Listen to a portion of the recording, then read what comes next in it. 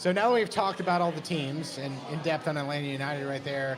Where do you think we're going to net out? Hayden seems to think third or fourth. He's got third or fourth. I said third or fourth, and I think that's what you said last podcast as well. Before we knew everybody was Has going. it changed at all based on your last couple weeks of seeing? I think so. Okay. So the big change to me is I still was thinking that Columbus was going to really be a contender in the East, and they just don't have the squad. Now, they may make a last-minute signing, and that could change things further. They got to do something. Right now, there's nobody on that team who can score, period. And as good as coach as Wilfred Nancy is, if you don't have anybody who's dynamic and can score, you're done. Yeah.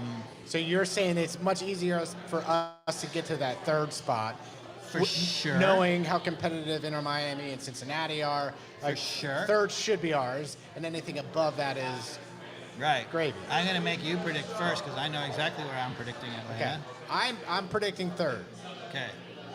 And I'm going to take Atlanta United as second. Okay. I love it. So I think that Cincinnati is going to get off to a tremendous start because their back four is so set. Yeah. Defensively, they're going to be so solid out of the gate, and they don't have to score that much to win games early. I think Miami's also going to get off to a tremendous start. They have tremendous attacking ability, but you worry about them as the season goes on. What happens when they have the extra matches? What happens when Suarez and Messi's legs fall off, right? Are those guys going to play a whole season? No chance. And it's a big risk with the young friend coach. Yes, and Mascherano is not a proven coach like Tata is. And if their main goalkeeper gets injured, we know where their goalkeeping situation is. Last year, they scored enough to cover all the mistakes, okay?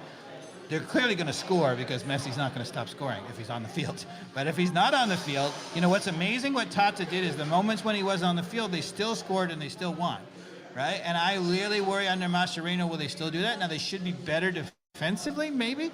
I don't know. That's the big question. So who do you have number one then? I have Miami or Cincinnati number one and us two. Okay. And I think the only reason why we're number two is it's going to take time for the team to bed, and then we're going to be getting better and better as the game goes on. I think by the end of the season, we're going to be the best team in the East. Still think Miami is up there.